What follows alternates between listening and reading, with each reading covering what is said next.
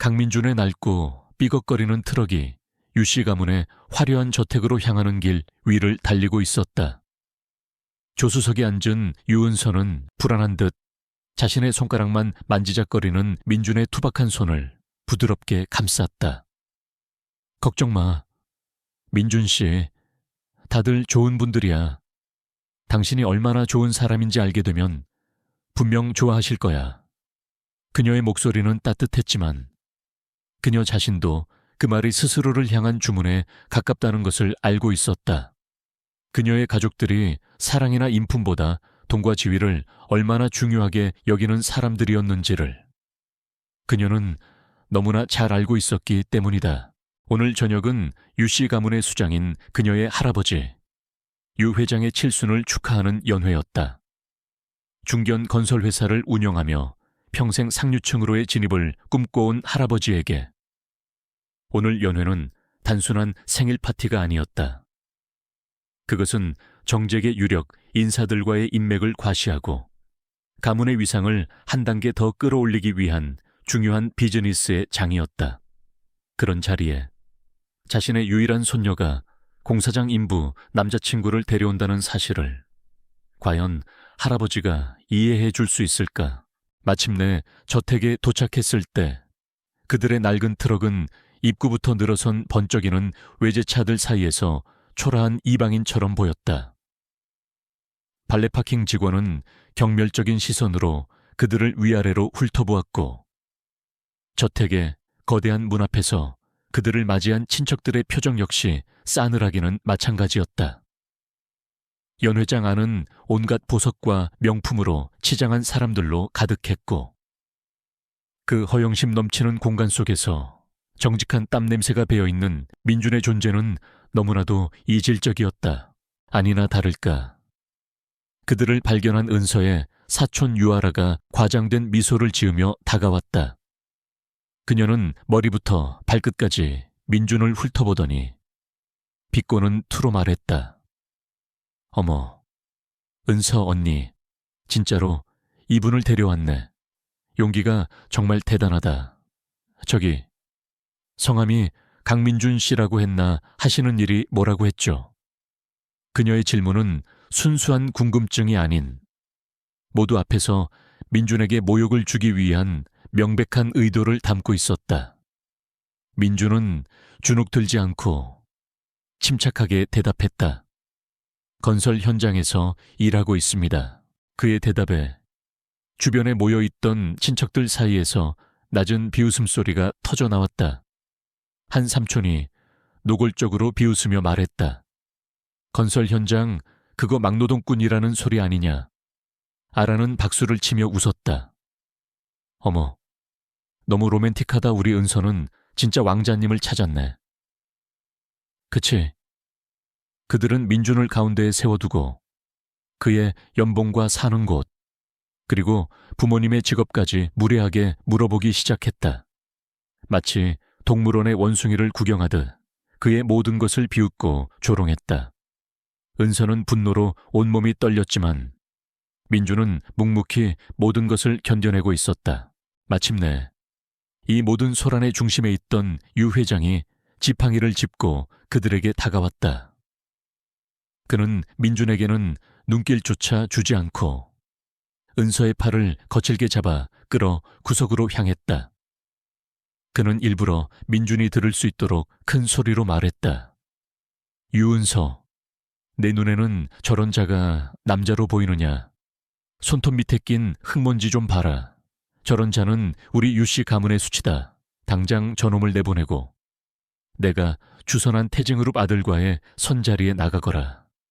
만약 내 말을 거역한다면 너는 더 이상 내 손녀도 이 집안의 자식도 아닌 줄 알아라.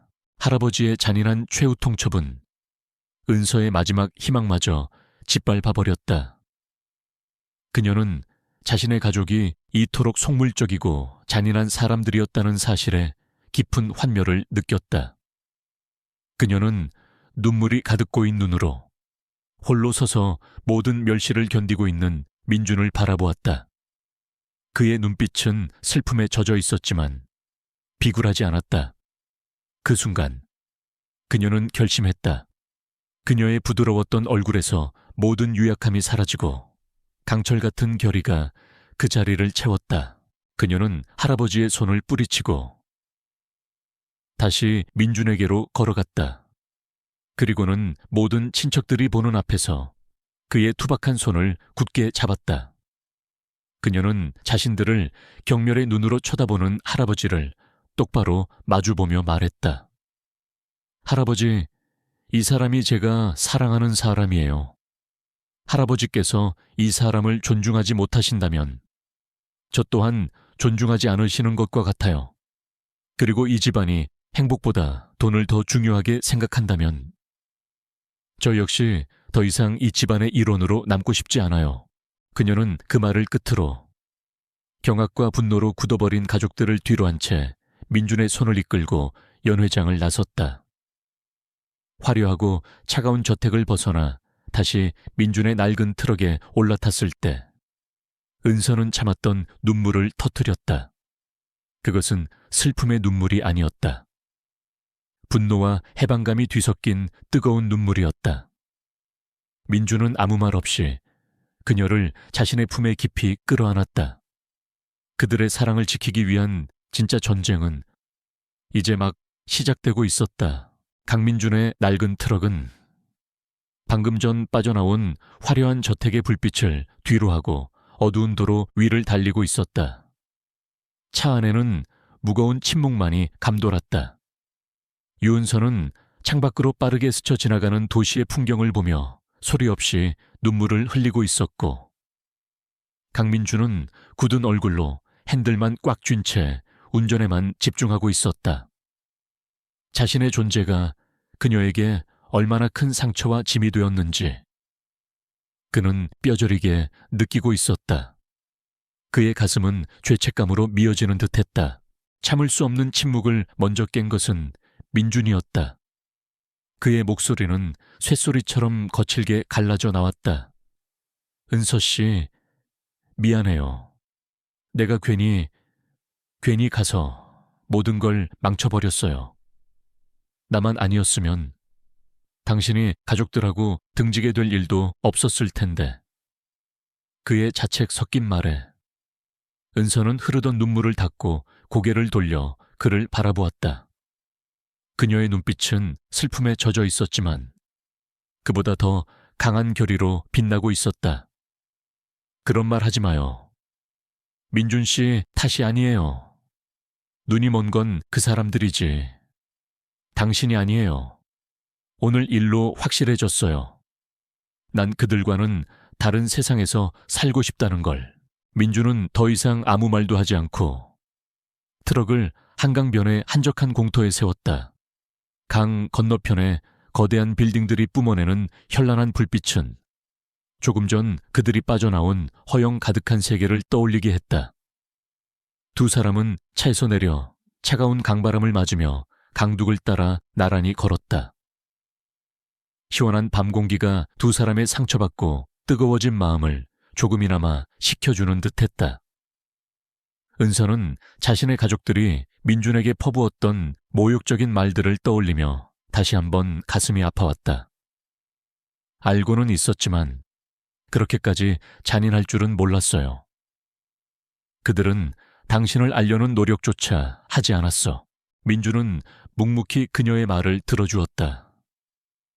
잠시 후 그는 걸음을 멈추고 그녀를 자신의 쪽으로 돌려 세웠다. 그의 눈빛에는 동정이나 자기 연민 대신 깊고 단단한 이해심이 담겨 있었다.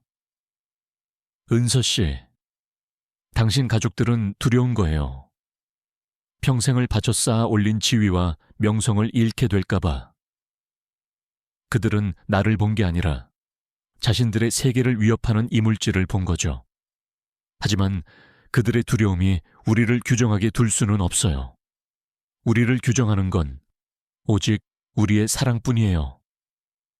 그의 낮은 목소리에는 가난이라는 현실에 굴하지 않는 강인한 남자의 지혜와 성숙함이 담겨 있었다. 은서는 바로 이런 그의 모습에 반했었다. 그 순간 민준이 갑자기 그녀의 앞에서 한쪽 무릎을 꿇었다. 은서가 당황해서 그를 말리려는 사이 그는 강둑에 자라난 질긴 들풀 몇 개를 뜯어냈다. 그의 투박하고 굳은 살이 박인 손가락이 움직이기 시작했다. 그녀의 가족들이 흙먼지 낀 손이라며 경멸했던 바로 그 손이었다. 하지만 그 손은 세상 그 어떤 보석 세공사보다도 섬세하고 정교하게 움직이며 푸른 들풀을 엮어 아름다운 반지의 모양을 만들어내고 있었다. 잠시 후 그는 세상에 단 하나뿐인 작은 풀 반지를 그녀의 앞에 내밀었다. 그의 눈은 밤하늘의 별처럼 진실한 사랑의 빛으로 가득 차 있었다. 나, 은서 씨에게 다이아몬드 반지를 줄 수는 없어요. 좋은 차도 넓은 집도 사줄 수 없어요. 내가 가진 것이라고는 이 굳은 살 박인 두 손과 오직 당신만을 향하는 이 심장뿐이에요. 그의 목소리가 강바람에 실려 떨려왔다. 하지만 약속할게요. 이 두 손으로 당신을 평생 지키고 웃게 해줄게요. 황금 벽돌이 아닌 사랑과 믿음의 벽돌로 우리가 함께 살아갈 집을 지을게요. 유은서 씨, 나와 결혼해서 그 집을 함께 지어주지 않겠어요. 그의 진심 어린 청혼에 은서는 더 이상 눈물을 참을 수 없었다. 세상 모든 다이아몬드를 합친 것보다도 이 작고 연약한 풀 반지가 그녀에게는 더 없이 소중하고 찬란하게 느껴졌다.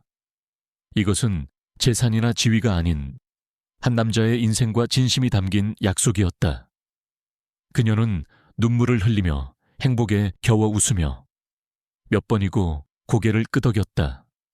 네, 민준 씨, 좋아요. 1000번이라도, 10,000번이라도 좋아요. 민준은 환한 미소와 함께 그녀의 네 번째 손가락에 조심스럽게 풀 반지를 끼워주었다. 신기하게도 반지는 그녀의 손가락에 완벽하게 들어맞았다. 그는 자리에서 일어나 그녀를 자신의 품에 가득 끌어안았다.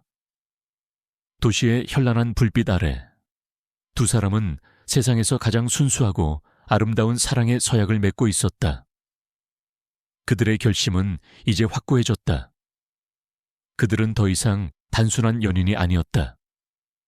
어떤 시련이 닥쳐와도 함께 맞서 싸울 세상에서 가장 든든한 동지이자 예비 부부였다. 그들은 다시 낡은 트럭에 올라탔다. 출발할 때와는 모든 것이 달라져 있었다. 절망과 분노가 가득했던 차 안은 이제 희망과 결의로 가득 차 있었다. 한때 그들의 가난을 상징했던 낡은 트럭은 이제 그들을 새로운 미래로 실어 나르는 희망의 배가 되었다.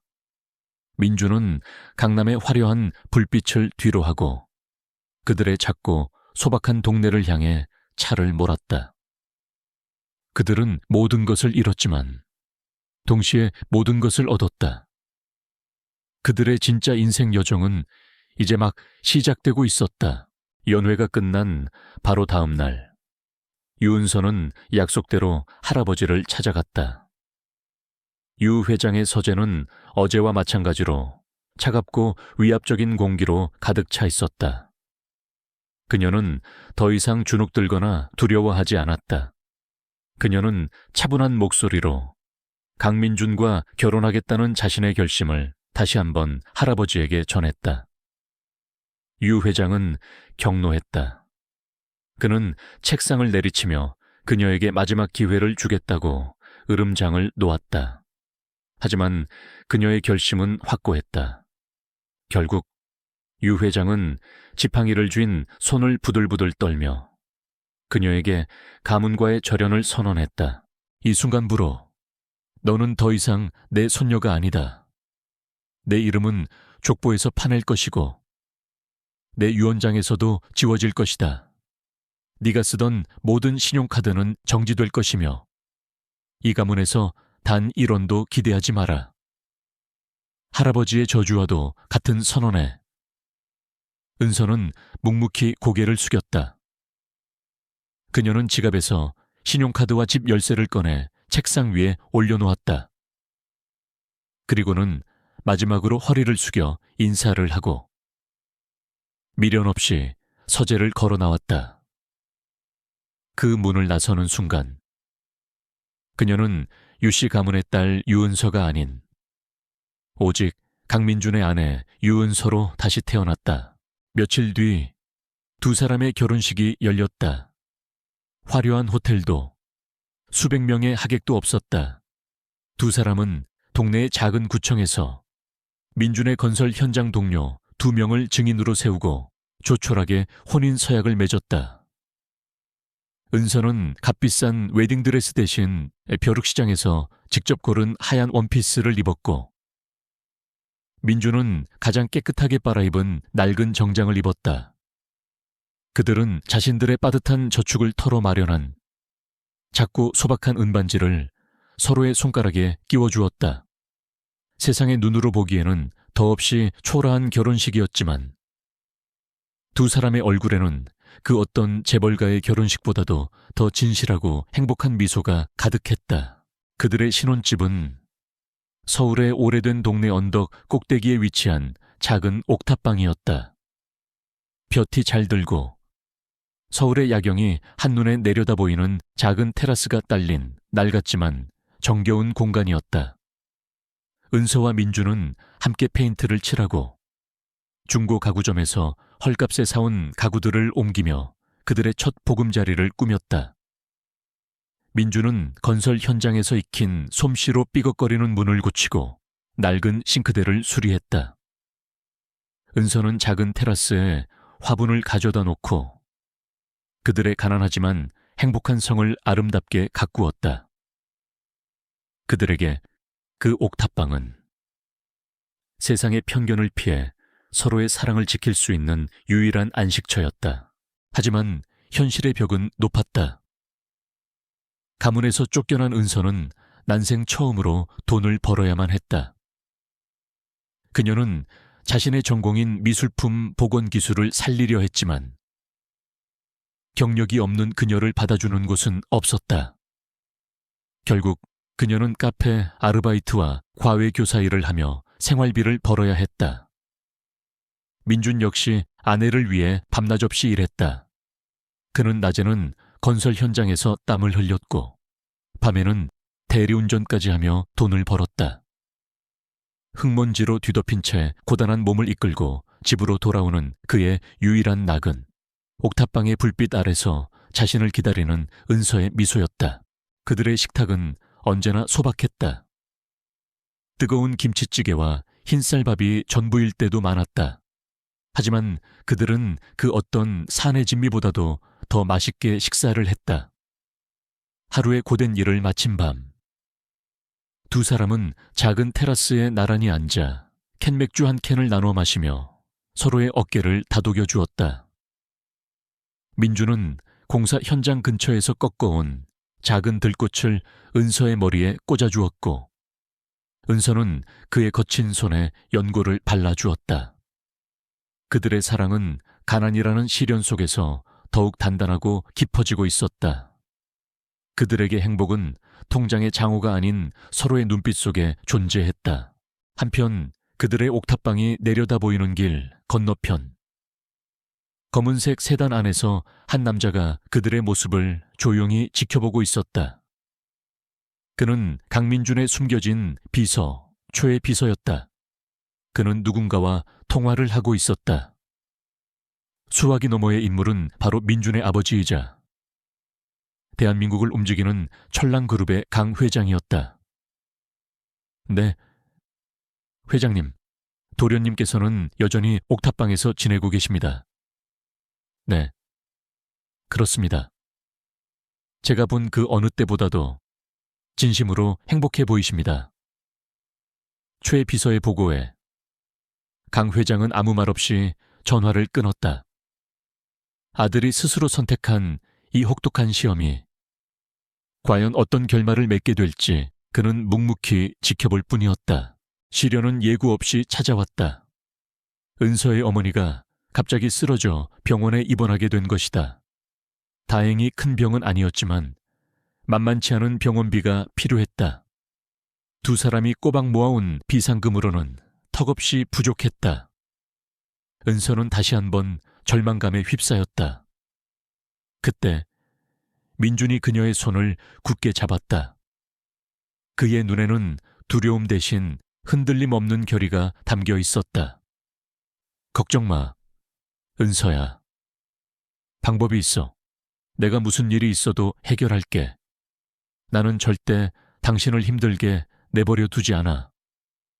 그의 든든한 모습에 은서는 다시 한번 자신이 얼마나 올바른 선택을 했는지를 깨달았다. 그녀는 이 남자를, 그리고 그들의 사랑을 끝까지 믿기로 다시 한번 맹세했다. 강민주는 아내와의 약속을 지키기 위해 움직였다. 그는 다음 날 새벽 공사장으로 출근하는 척 옥탑방을 나섰다. 하지만 그가 향한 곳은 건설 현장이 아니었다. 그는 인적이 드문 공중전화 부스로 들어가 낡은 수첩에 적힌 번호를 눌렀다. 그 번호는 세상에 단 몇 사람만이 알고 있는 그의 개인 자산 관리인의 직통번호였다.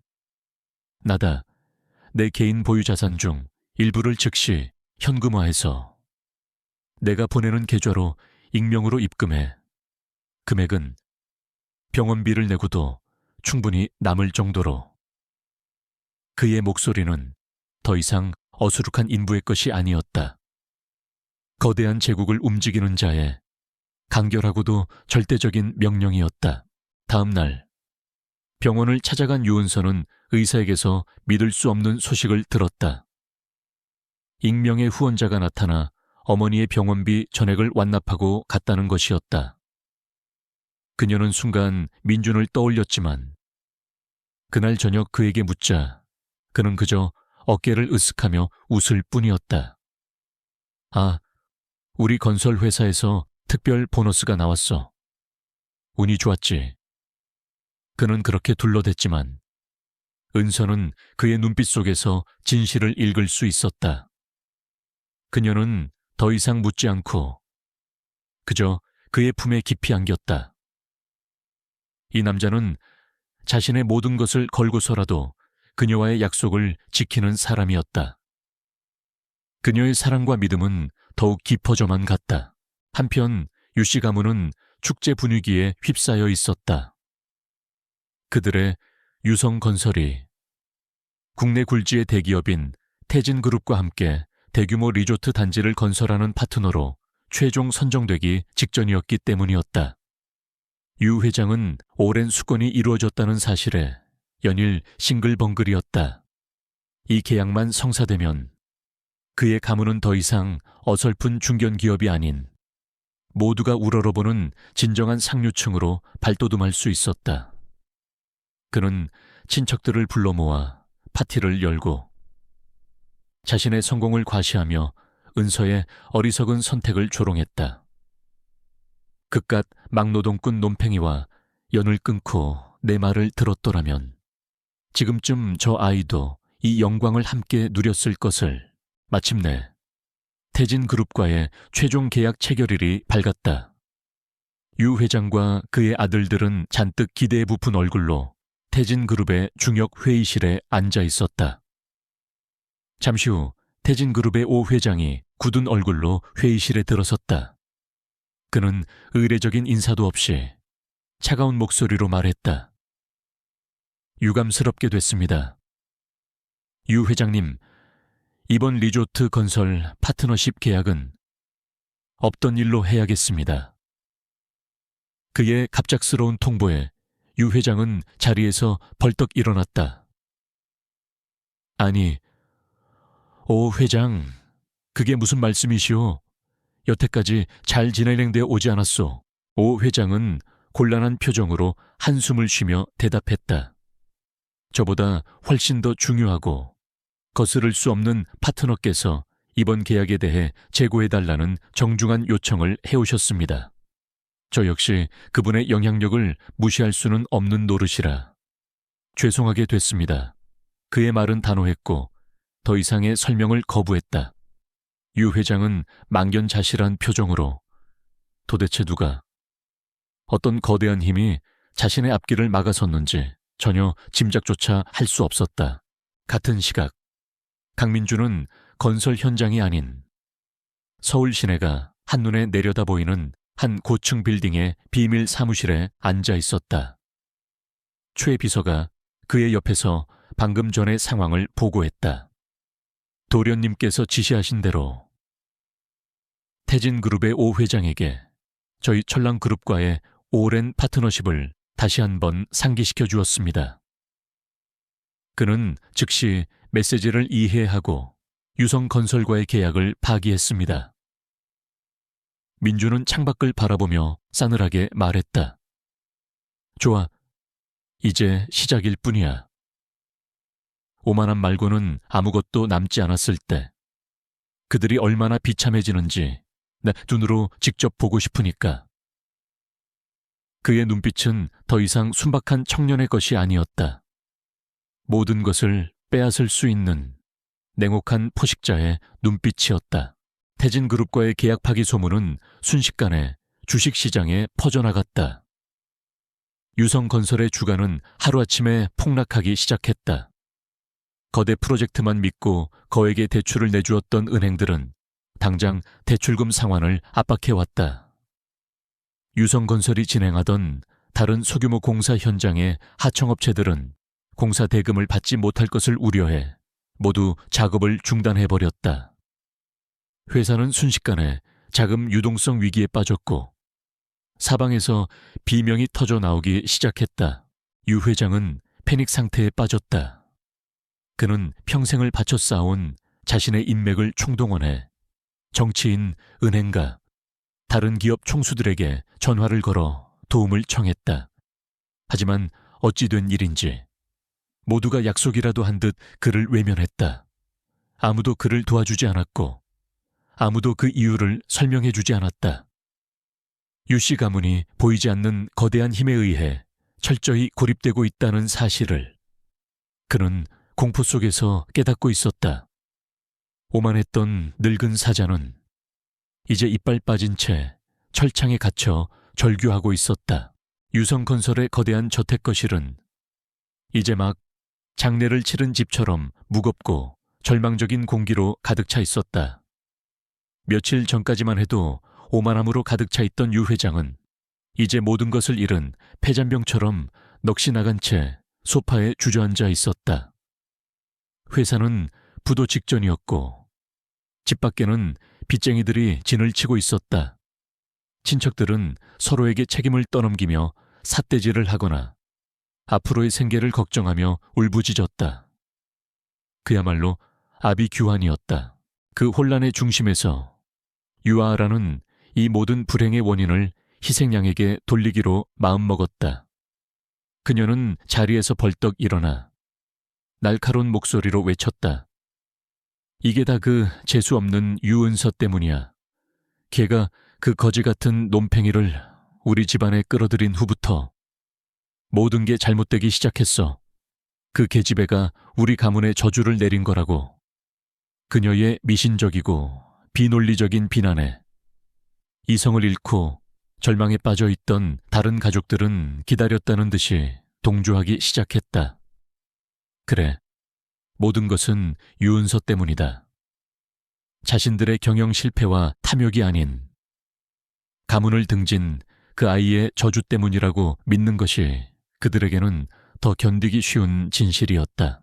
그들은 마지막 지푸라기라도 잡는 심정으로 문제의 근원인 유은서를 찾아 나섰다. 수소문 끝에 그들은 은서가 인사동의 한 작은 고미술 갤러리에서 보건사 보조로 일하고 있다는 사실을 알아냈다. 유 회장과 아라를 비롯한 몇몇 가족들은 마치 빚을 받으러 온 해결사들처럼 험악한 기세로 조용하고 고풍스러운 갤러리의 문을 박차고 들어섰다. 갤러리 안쪽 작업실에서 은서는 돋보기 안경을 낀 채 손상된 오래된 그림을 세심하게 닦아내고 있었다.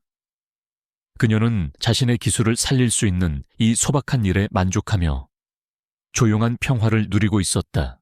하지만 그 평화는 가족들의 등장과 함께 산산조각 났다. 아라가 가장 먼저 다가와 그녀가 작업하던 테이블을 손으로 거칠게 내리쳤다. 야, 유은서 집안이 망하게 생겼는데 너 혼자 여기서 한가롭게 그림 나부랭이나 만지고 있을 때야 내 꼴 한번 봐라.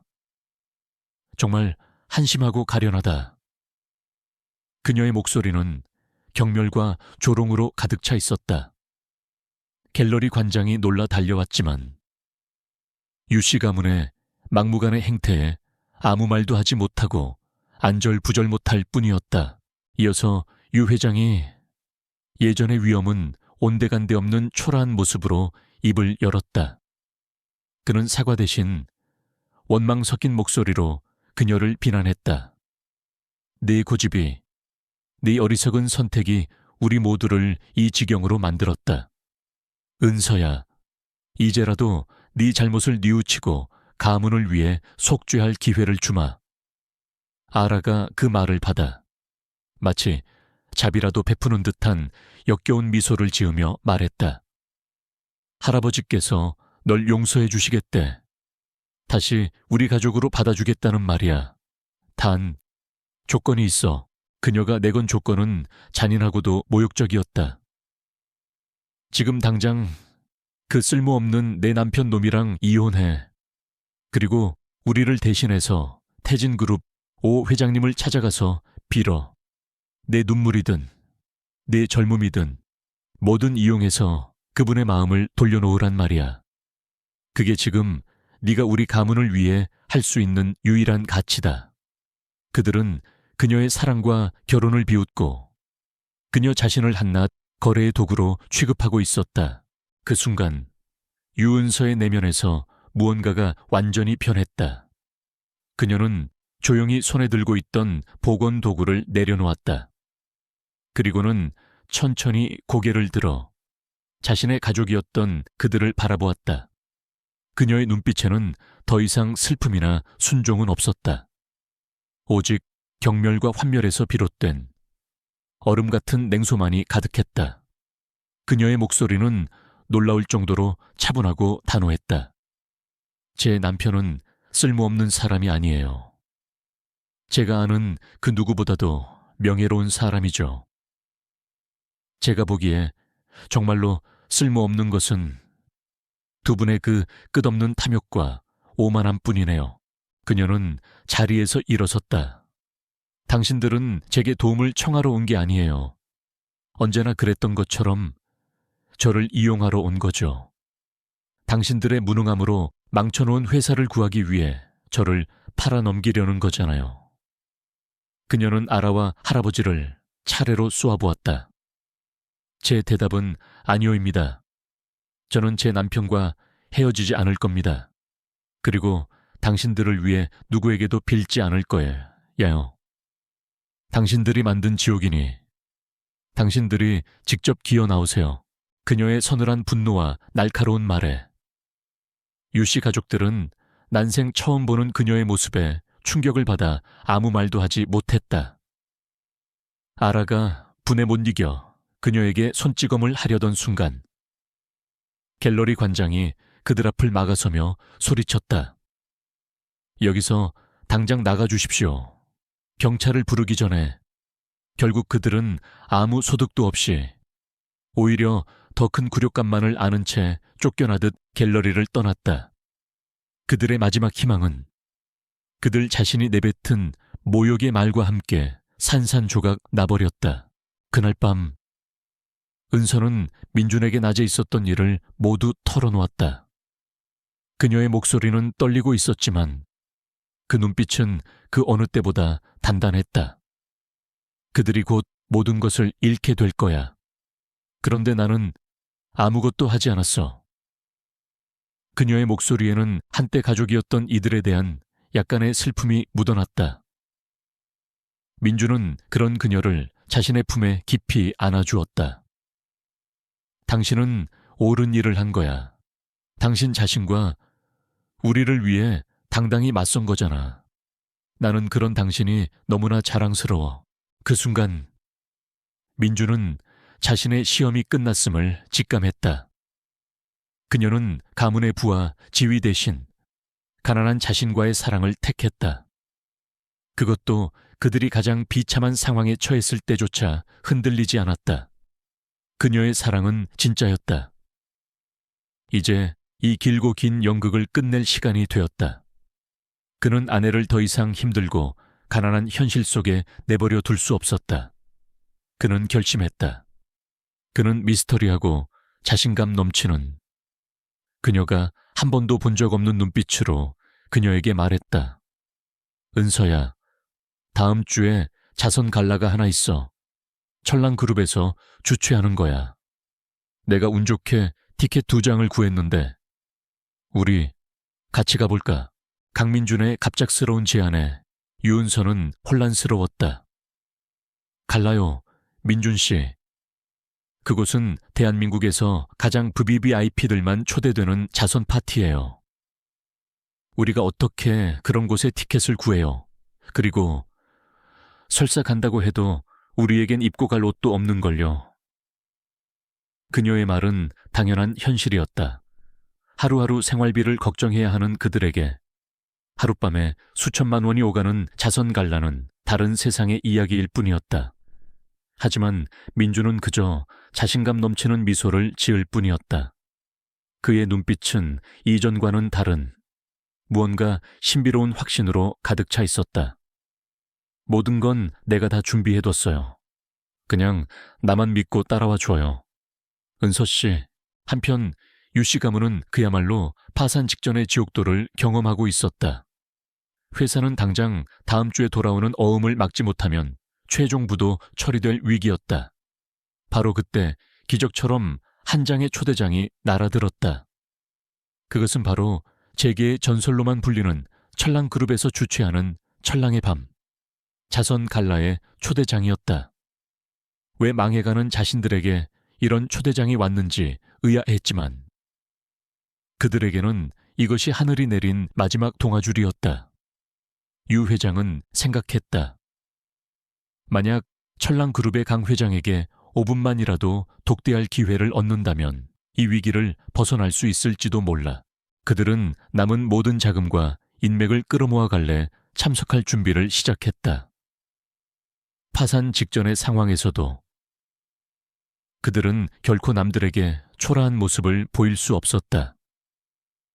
유아라는 명품 렌탈샵에서 가장 비싼 드레스를 빌렸고 유 회장은 빚을 내어 파티에 기부할 체면 유지용 기부금을 준비했다. 그들의 목숨은 이제 오늘 밤 이 파티에 달려 있었다. 허영과 탐욕으로 가득 찬 그들의 마지막 도박이 시작되고 있었다. 갈라가 열리는 날 저녁, 은서의 옥탑방에도 커다란 상자 하나가 배달되었다. 상자 안에는 그녀가 평생 입어볼 수 없을 거라고 생각했던 눈부시게 아름다운 드레스와 구두, 그리고 작은 보석함이 들어있었다. 유명 브랜드의 로고는 없었지만 한눈에 봐도 최고의 장인이 만든 작품임을 알 수 있었다. 이게 다 뭐예요?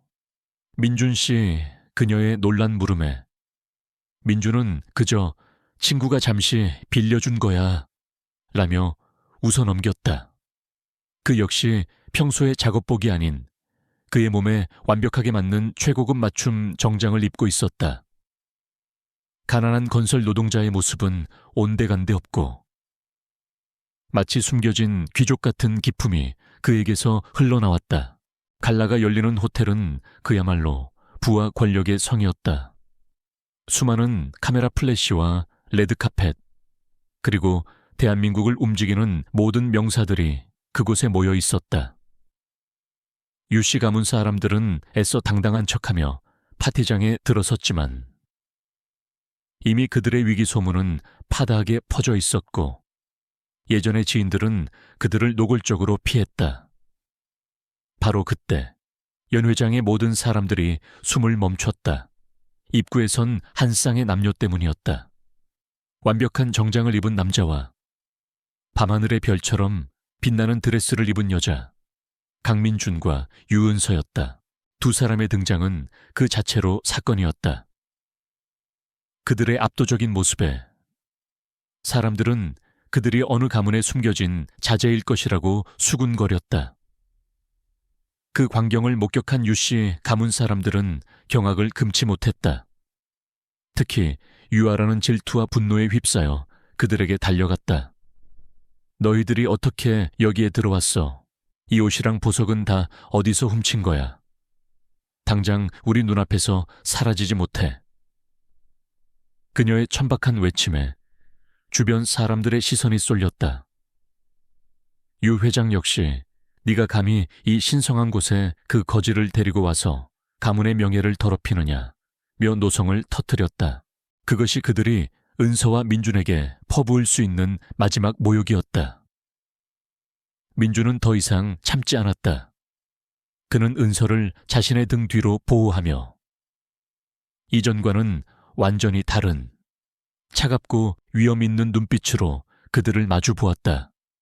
그의 목소리는 낮았지만 그 안에 담긴 힘은 유 회장마저 압도했다. 이런 곳에서는 함부로 말하는 것이 아닙니다. 당신들이 지금 누구에게 말을 걸고 있는지 전혀 모르시는 것 같으니 말입니다. 그의 180도 다른 태도에 유씨 가문 사람들은 순간 할 말을 잃고 당황했다. 바로 그 순간이었다. 연 회장의 모든 소음이 멎고 무거운 정적이 흘렀다. 파티의 주인이자 은둔의 제왕으로 불리는 철랑그룹의 강 회장이 모습을 드러낸 것이다. 유 회장을 비롯한 모든 기업 총수들이 그에게 인사를 하기 위해 달려갔지만 강 회장은 그들에게 눈길조차 주지 않았다. 그의 시선은 오직 한 곳에 고정되어 있었다. 그는 모든 사람들을 지나쳐 연 회장의 가장 구석진 곳에 서 있는 한 남녀를 향해 똑바로 걸어가기 시작했다. 유씨 가문 사람들이 경멸하던 바로 그 남자, 강민준을 향해서 철랑그룹 강 회장의 발걸음이 마침내 멈춘 곳은 강민준과 유은서의 바로 앞이었다. 연 회장의 모든 이들이 대체 저 허름한 차림의 남녀가 누구이기에 대한민국의 제왕이 직접 행차했는지 의아해하며 숨을 죽이고 있었다. 유씨 가문 사람들은 자신들이 모르는 거대한 무언가가 잘못되어 가고 있음을 본능적으로 감지하며 파랗게 질려갔다. 강 회장은 경멸스러운 유씨 가문 사람들에게는 눈길 한번 주지 않았다. 그의 시선은 오직 자신의 아들, 그리고 미래의 며느리가 될 여인에게만 향해 있었다. 강 회장의 근엄했던 얼굴에 희미하지만 따뜻한 미소가 번졌다. 그는 민준의 어깨를 두드리며 말했다. 내 멋대로 시작한 시험놀이는 이제 끝난 게냐. 이어서 그는 은서를 향해 한없이 인자한 눈빛을 보냈다. 네가 은서로구나. 아가. 그동안 내 못난 아들놈 때문에 고생이 많았다. 그의 말 한마디 한마디는 연 회장의 거대한 파문을 일으켰다.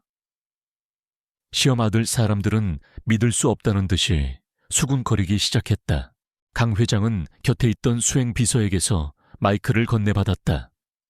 그는 민준의 어깨에 자랑스럽게 손을 얹고 연 회장 전체를 향해 천둥과도 같은 목소리로 선언했다. 여러분께 제 아들이자 철랑그룹의 유일한 후계자인 강민준을 소개합니다. 그 선언이 끝나는 순간 연 회장은 거대한 충격의 도가니에 빠졌다. 누군가는 샴페인 잔을 떨어뜨렸고 누군가는 비명을 질렀으며 기자들은 이 역사적인 순간을 담기 위해 미친 듯이 플래시를 터뜨렸다. 그 모든 혼란의 중심에서 유씨 가문 사람들은 시간이 멈춘 듯 그대로 굳어버렸다. 유 회장은 충격에 휘청거리며 뒷걸음질 쳤다. 그가 막노동꾼이라며 멸시하고 모욕했던 사윗감이 사실은 자신의 회사를 개미처럼 짓밟아버릴 수 있는 거대 제국의 황태자였다니. 그의 머릿속이 하얘지며 숨이 가빠오기 시작했다. 유아라는 질투와 공포가 뒤섞인 표정으로 현실을 부정하듯 고개를 저었다. 그녀가 거지라고 불렀던 남자가 이제 대한민국에서 가장 탐나는 신랑감이었다. 그리고 그녀가 그토록 짓밟고 싶어 했던 사촌 언니는 그녀가 감히 상상조차 할 수 없는 신데렐라가 되어버렸다. 모든 시선이 이제 강민준에게로 쏠렸다. 그의 어깨를 짓누르던 가난이라는 굴레가 벗겨지는 순간 그는 완전히 다른 사람으로 변해 있었다. 그의 어깨는 당당하게 펴졌고 그의 눈빛은 더 이상 순박한 청년의 것이 아니었다. 그것은 거대한 제국을 이끌도록 태어난 자만이 가질 수 있는 깊고 차가운 지배자의 눈빛이었다. 그의 시선이 연 회장을 천천히 훑고 마침내 공포에 질려 떨고 있는 유씨 가문 사람들에게 멎었다. 그의 표정은 얼음처럼 차가웠다. 그 순간 누구보다도 더 큰 충격에 휩싸인 것은 바로 유은서였다. 그녀는 자신이 사랑하는 남자, 옥탑방에서 함께 라면을 끓여 먹고 소박한 행복을 나누었던 그 남자의 진짜 모습을 마주하고 있었다. 그녀의 마음속에는 배신감과 혼란, 그리고 알 수 없는 감정들이 휘몰아쳤다. 하지만 그 모든 감정들을 압도한 것은 결국 그에 대한 깊은 이해와 사랑이었다. 그녀는 이제야 알 수 있었다. 그가 왜 그토록 평범한 삶을 갈망했는지, 그가 찾고 싶었던 것이 돈과 지위가 아닌 진실한 사랑이었다는 것을, 그리고 자신이 바로 그가 찾던 사람이었다는 사실을. 민준이 그녀를 돌아보았다. 그의 차가운 표정은 오직 그녀 앞에서만 부드럽게 녹아내렸다. 그의 눈빛은 수많은 말을 담고 있었다. 미안해. 하지만 이게 진짜 나야. 이런 나라도 여전히 사랑해 줄 수 있겠어. 은서는 그 질문에 대한 대답으로 그의 손을 더욱 굳게 잡았다. 그녀의 흔들림 없는 눈빛은 네라고 세상에서 가장 확실한 대답을 하고 있었다. 그들의 사랑은 이 거대한 혼란 속에서 오히려 더욱 단단하게 빛나고 있었다. 강 회장은 그런 두 사람의 모습을 흐뭇하게 바라보더니 다시 마이크를 잡았다. 그의 시선이 유 회장에게 향했다. 내 아들은 자신이 가진 것이 아닌 자기 자신을 사랑해줄 여인을 찾기 위해 평범한 삶을 택했네. 그리고 마침내 그 보석 같은 여인을 찾아냈지.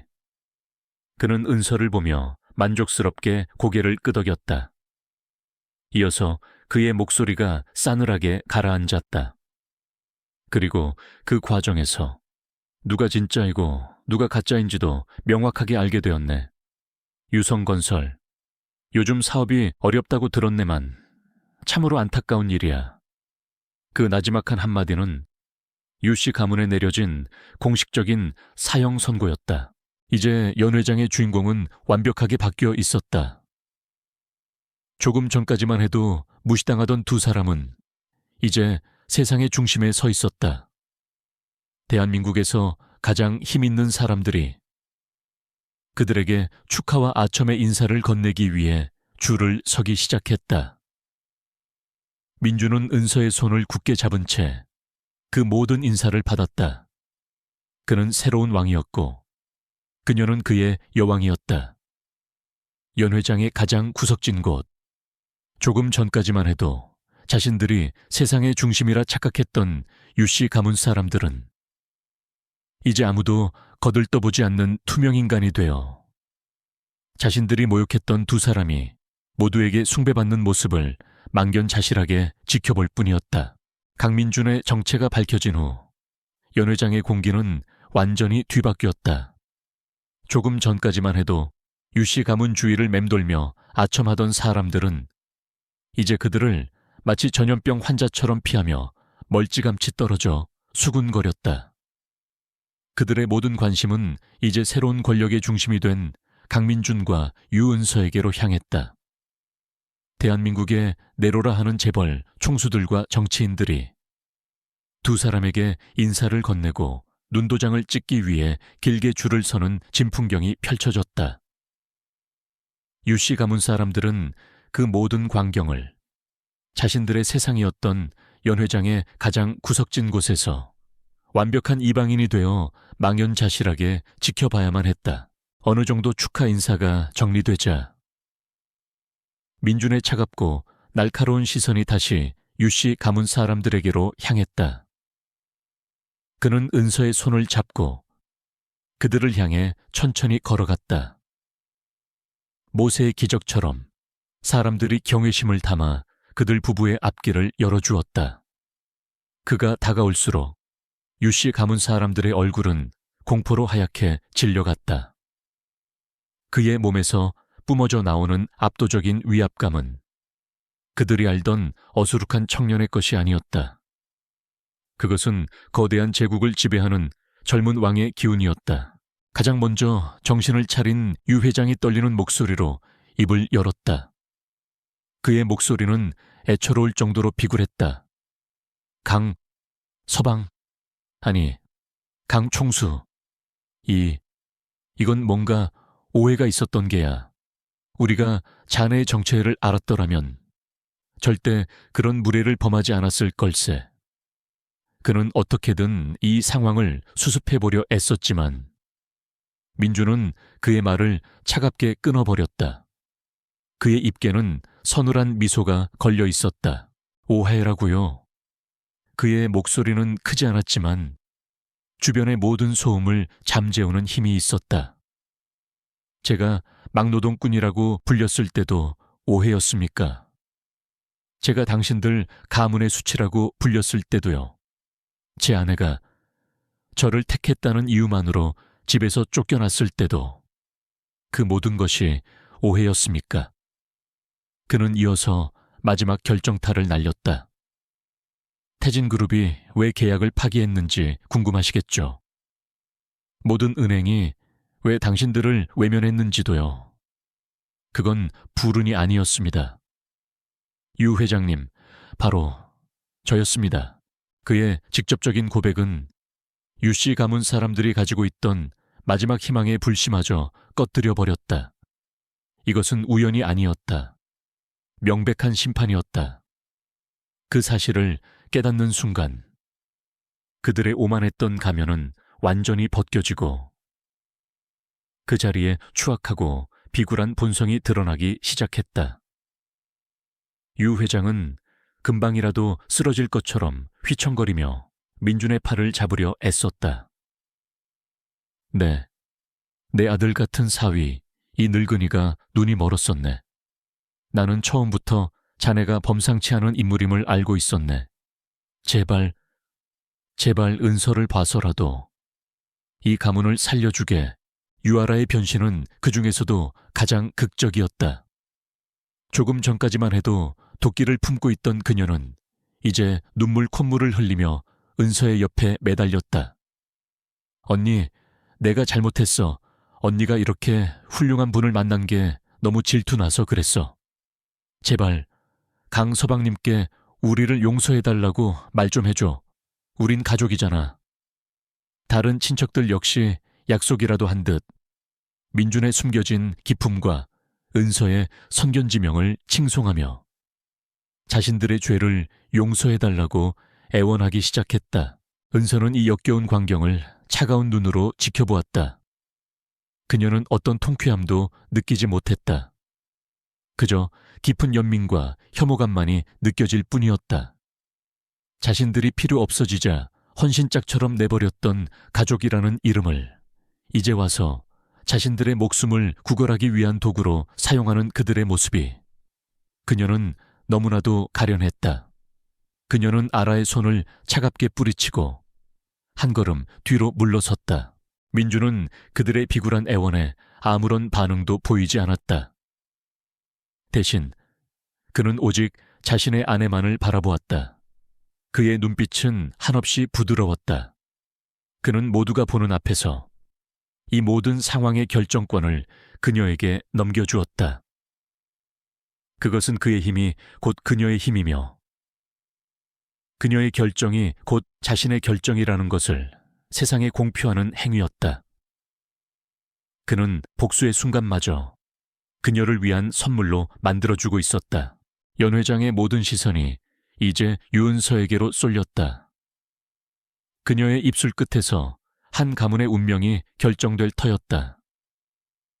민준이 그녀의 귓게 오직 그녀만이 들을 수 있도록 나지막이 속삭였다. 어떻게 할까? 은서야, 그래도 당신의 가족이잖아.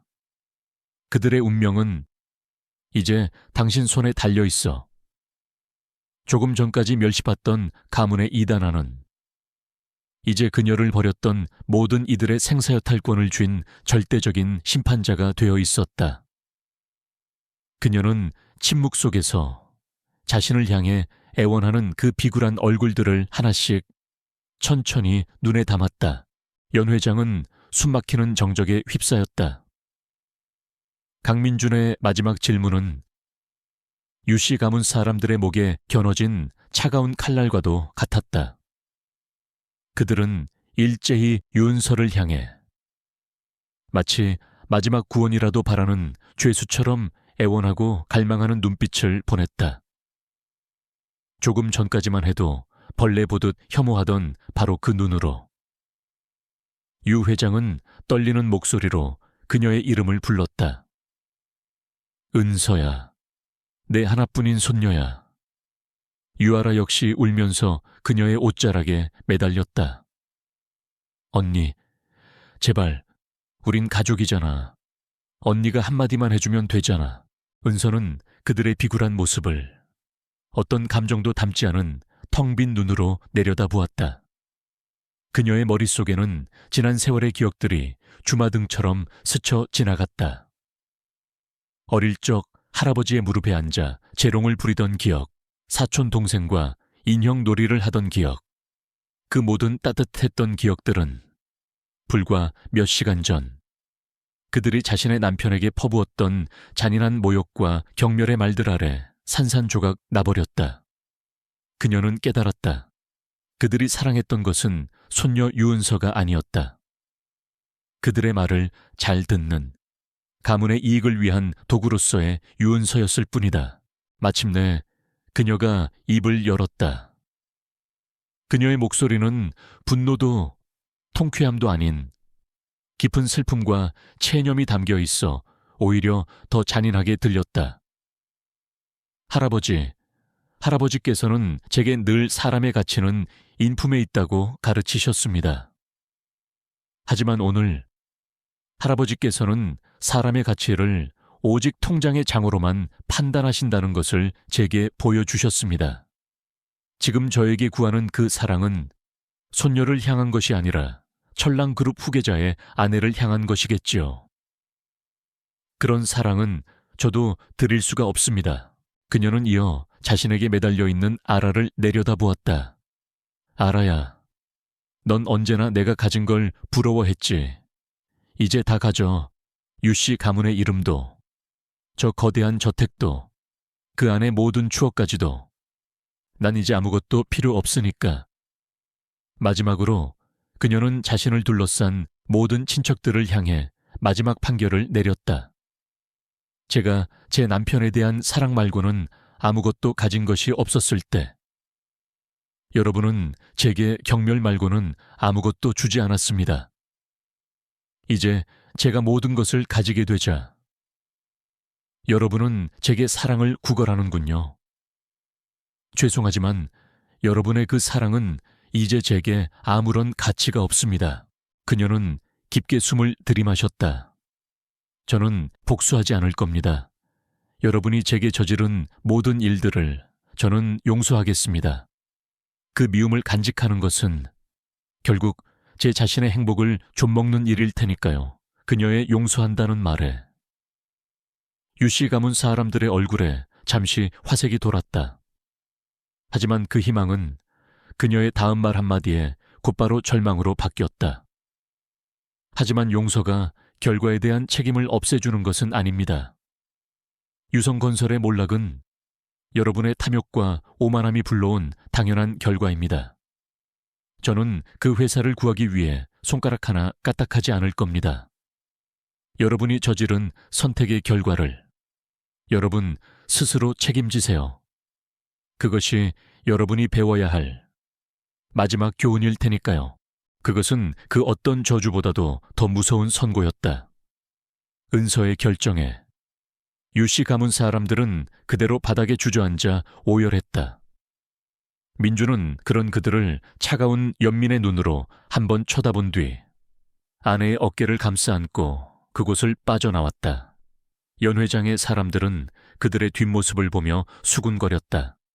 유씨 가문의 불행이 아닌 모든 것을 초월한 듯한 은서의 기품과 지혜에 대해 그녀는 권력뿐만 아니라 사람들의 존경까지 얻은 것이다.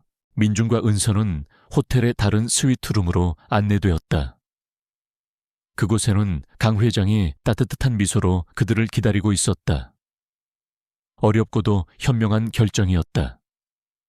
아가, 너에게는 진정한 여왕의 심장이 있구나. 내 아들이 사람 보는 눈 하나는 정확해. 그는 더 이상 은서를 아들의 아내가 아닌 자신의 소중한 딸이자 가족으로 진심으로 받아들이고 있었다. 잠시 후 호텔을 떠나는 그들의 눈에 기자들에게 둘러싸인 채 쫓겨나는 유씨 가문 사람들의 비참한 모습이 보였다. 은서는 한때 자신의 가족이었던 그들의 마지막 모습에 잠시 가슴 아파했지만 후회는 없었다. 이번에는 낡은 트럭이 아닌 번쩍이는 검은색 세단이 그들을 기다리고 있었다. 민주는 차에 타자마자 그녀의 손가락에서 풀반지를 조심스럽게 빼내었다. 그리고는 자신의 주머니에서 오랫동안 준비해왔던 눈부신 다이아몬드 반지를 꺼내 그녀의 손에 끼워주었다. 이 반지의 주인은 처음부터 당신이었어. 은서는 목에 걸고 있던 풀 반지를 소중하게 매만졌다. 그녀에게는 다이아몬드보다 그날 밤 한강변에서 그가 엮어준 풀 반지가 더 소중한 보물이었다. 그녀는 자신을 가만히 바라보는 남자를 보았다. 세상 모두가 그녀의 가치를 외면했을 때 유일하게 그녀를 알아봐준 남자. 과거는 이제 그들의 등 뒤로 사라졌다. 그들의 앞에는 햇살 가득한 새로운 미래만이 펼쳐져 있었다. 갈라의 폭풍 같은 밤이 지나고 새로운 아침이 밝았다. 유은서는 삐걱거리는 옥탑방의 낡은 침대가 아닌 구름처럼 푹신하고 거대한 침대 위에서 눈을 떴다. 천랑그룹이 소유한 호텔의 최고층 프레지덴셜 스위트였다. 그녀가 눈을 뜨자 창가에 서서 자신을 바라보고 있던 강민준이 부드러운 미소와 함께 그녀에게 다가왔다. 어젯밤의 모든 일들이 꿈이 아닌 현실이었음을 그녀는 다시 한번 실감했다. 그녀의 마음속에는 수만 가지 감정이 교차했지만 가장 큰 것은 단 하나의 질문이었다. 왜? 그녀의 목소리는 작게 떨리고 있었다. 왜 저한테 모든 걸 숨겼어요? 민준 씨, 그녀의 눈빛에는 원망이 아닌 진심 어린 궁금증과 약간의 서운함이 담겨 있었다. 민준은 그녀의 침대 곁에 앉아 그녀의 손을 조심스럽게 잡았다. 그리고 그는 처음으로 자신의 진짜 이야기를 들려주기 시작했다. 그는 천랑그룹의 후계자로 태어난 자신의 삶에 대해 이야기했다. 엄청난 부와 특권을 누렸지만 그만큼이나 거대한 외로움 속에서 살아야 했던 어린 시절. 그의 주변에는 친구가 아닌 부하 직원과 아첨꾼들만이 들끓었다. 그를 사랑한다고 고백했던 여자들은 그라는 사람이 아닌 그의 이름과 통장 장호를 사랑했다. 특히 몇 년 전 결혼까지 생각했던 약혼녀가 다른 남자와 바람을 피우다 걸리자 당신처럼 차갑고 재미없는 남자를 누가 진심으로 사랑하겠어? 내가 원한 건 당신의 돈뿐이었어. 라고 악담을 퍼부었던 사건은 그에게 깊은 상처와 인간에 대한 불신을 남겼다. 그 사건 이후 그는 모든 것을 버리고 떠나고 싶었다. 진정한 사랑, 자신의 배경과 상관없이 오직 강민준이라는 사람 자체를 사랑해줄 여인을 찾고 싶었다. 그의 아버지인 강 회장은 그런 아들의 고뇌를 이해하고 마지막 시험과도 같은 기회를 주었다. 그렇게 그는 천랑그룹의 황태자라는 신분을 버리고 세상에서 가장 정직하고 땀 흘려 일하는 삶, 건설 현장의 인부가 되어 자신을 시험하기로 결심했던 것이다. 그는 그곳에서 진흙 속에 피어난 연고처럼 맑고 강인한 여자, 유은서를 만났다. 그의 긴 고백을 듣는 동안 은서는 아무 말도 하지 않았다. 그녀의 마음속에 있던 작은 서운함은 그가 겪었을 깊은 외로움에 대한 공감과 연민으로 바뀌어 갔다. 그녀는 이제야 이해할 수 있었다. 때때로 그의 눈빛에 어렸던 그늘의 정체를, 그에게 옥탑방은 가난의 상징이 아니라 세상의 편견을 피해 진짜 자기 자신이 될 수 있었던 유일한 성격이었음을. 그녀는 그의 거친 손을 자신의 뺨으로 가져가 부드럽게 비볐다. 저는 하루 종일 힘들게 일하고 돌아와 제게 들꽃을 꺾어주던 강민준을 사랑했어요. 천랑그룹의 후계자는 아직 저에게 낯선 사람이에요. 하지만 그 사람 역시 당신이라면 저는 그 사람까지도 사랑하는 법을 배울 거예요. 그녀의 말에 민준의 눈시울이 뜨거워졌다. 그녀는 그의 모든 것을 이해하고 그의 상처까지도 보듬어주고 있었다. 두 사람의 관계는 이제 그 어떤 비밀도 벽도 없는 완전한 하나가 되었다. 그날 오후 민준은 은서에게 한 가지 제안을 했다. 그들의 진짜 삶이 시작되었던 곳, 그들의 낡은 옥탑방에 마지막으로 한번 가보자는 것이었다. 두 사람은 화려한 세단이 아닌 그들의 추억이 담긴 낡은 트럭을 타고 익숙한 언덕길을 올랐다. 옥탑방은 그들이 떠났던 그 모습 그대로였다. 함께 페인트 칠을 했던 벽, 중고시장에서 함께 고른 낡은 소파, 그리고 테라스의 작은 화분들까지 한때 그들의 세상 전부였던 이 작은 공간이 이제는 아련한 추억의 한 페이지처럼 느껴졌다. 두 사람은 테라스에 나란히 서서 서울의 풍경을 내려다보았다. 이곳은 참 신기한 곳이야. 민준이 먼저 입을 열었다. 내게는 세상에서 가장 가난한 곳이었지만 동시에 내 인생에서 가장 부유했던 곳이었으니까. 바로 당신이 곁에 있었기 때문에. 그는 그녀의 목에 걸려있던 풀반지를 조심스럽게 풀어냈다. 이 반지는 성실한 노동자의 약속을 상징하지.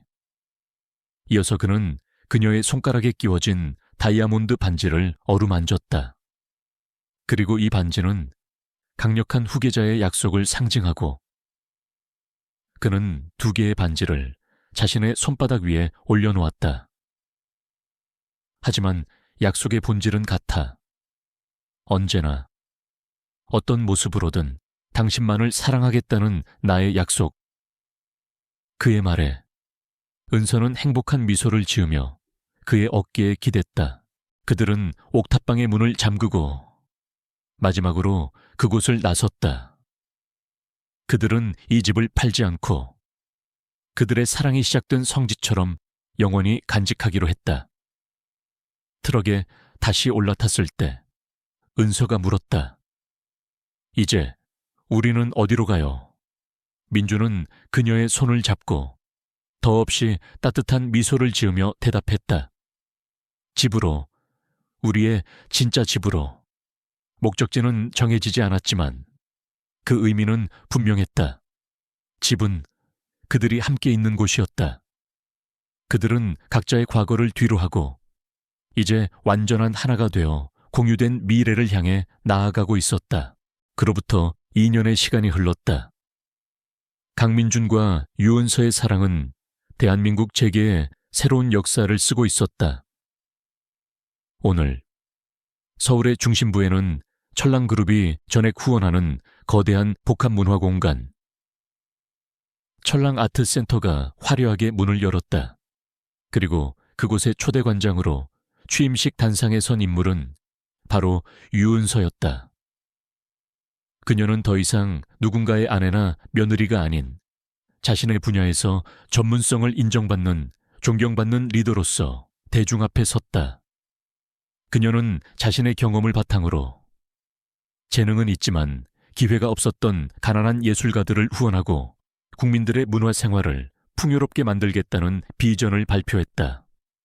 객석 맨 앞줄, 이제는 철랑그룹의 회장이 된 남편 강민준과 그의 아버지인 강명애 회장이 세상에서 가장 자랑스러운 눈빛으로 그녀의 모습을 지켜보고 있었다. 강민준 역시 완전히 다른 사람이 되어 있었다. 아버지의 뒤를 이어 철랑그룹의 총수가 된 그는 선대 회장들과는 다른 리더십을 보여주었다. 그는 냉혹한 승부사의 모습 대신 직원의 복지를 최우선으로 생각하고 기업의 사회적 책임을 강조하는 따뜻한 카리스마를 선보였다. 건설 현장에서 노동자들과 함께 땀 흘렸던 경험은 그를 사람의 가치를 아는 진정한 리더로 성장시켰다. 그와 은서는 각자의 자리에서 자신들의 부와 영향력을 세상을 더 나은 곳으로 만드는 데 사용했다. 사람들은 그들을 재벌 좀 리얼 시대를 여는 가장 이상적인 파워 커플이라고 불렀다. 한때 그들을 그토록 멸시했던 유씨 가문은 이제 사람들의 기억 속에서 희미해져 갔다. 유성건설은 결국 파산했고 거대했던 저택도 빚잔치를 위해 다른 사람의 손에 넘어갔다. 충격을 이기지 못한 유 회장은 지병으로 세상을 떠났고 모든 것을 잃은 유아라는 작은 회사에서 평범한 격리로 일하며 자신의 오만했던 과거를 속죄하며 살아가고 있었다. 은서는 가끔 그들의 소식을 전해 들었지만 아무런 감정도 느끼지 못했다. 대신 그녀는 이제 건강을 완전히 회복하고 아트센터에서 자원봉사를 하며 행복한 노년을 보내는 자신의 어머니를 보며 더 큰 행복을 느꼈다. 그들의 새로운 보금자리는 그녀의 옛집처럼 위압적이지도 그의 옛 펜트하우스처럼 차갑지도 않았다. 그들의 집은 따스한 햇살과 예술작품, 그리고 사랑으로 가득 찬 아름답고 현대적인 공간이었다. 그들은 아무리 바빠도 저녁 식사만큼은 온 가족이 함께 모여서 하는 것을 철칙으로 삼았다. 식탁 위에는 진수성찬이 차려졌지만 그들은 여전히 옥탑방에서 끓여 먹던 김치찌개를 가장 좋아했다. 그 가난했던 시절의 소박한 행복이 그들의 사랑의 근본이었음을 두 사람은 단 한순간도 잊지 않았다. 어느덧 결혼 3주년을 맞이한 날 밤, 두 사람은 그들의 집 테라스에 서서 도시의 야경을 내려다보고 있었다. 민주는 은서에게 작은 선물을 건넸다. 그것은 액자에 담긴 오래되어 말라버린 작은 풀반지 그림이었다. 우리가 어디에서 시작했는지 절대로 잊지 않도록. 그의 말에 은서는 감동의 미소를 지었다. 민준이 그녀를 끌어안으며 속삭였다. 당신은 날 외로움에서 구해준 게 아니야. 은서야, 당신은 날 더 나은 사람, 더 나은 리더로 만들어줬어. 은서 역시 그의 뺨을 감싸며 대답했다. 당신이야말로 제게 사랑뿐만 아니라 제 자신이 될 용기를 주었어요. 이야기의 마지막 장면은 2년 전 그들의 운명이 바뀌었던 바로 그 철랑의 밤, 자선 갈래에서 펼쳐진다. 하지만 이번에 그들은 손님이 아닌 파티의 주인이 되어 단상 위에 나란히 서 있었다. 그들은 손을 마주잡고 자신들을 존경의 눈빛으로 바라보는 수많은 사람들을 향해 미소를 지었다. 민준이 장난스럽게 그녀의 귓가에 속삭였다. 아직도 운 좋은 건설 노동자가 된 기분이야. 은서가 웃으며 대답했다. 당신은요, 여전히 아내를 돈으로 사야 했던 재벌 총수 같아요. 두 사람은 서로를 바라보며 오직 둘만이 아는 행복한 웃음을 터뜨렸다. 그들에게 부와 명예는 더 이상 중요하지 않았다. 그들의 가장 위대한 제국은 발 아래에 펼쳐진 천랑그룹이 아닌 작은 풀반지에서 시작된 서로의 사랑이었으니까.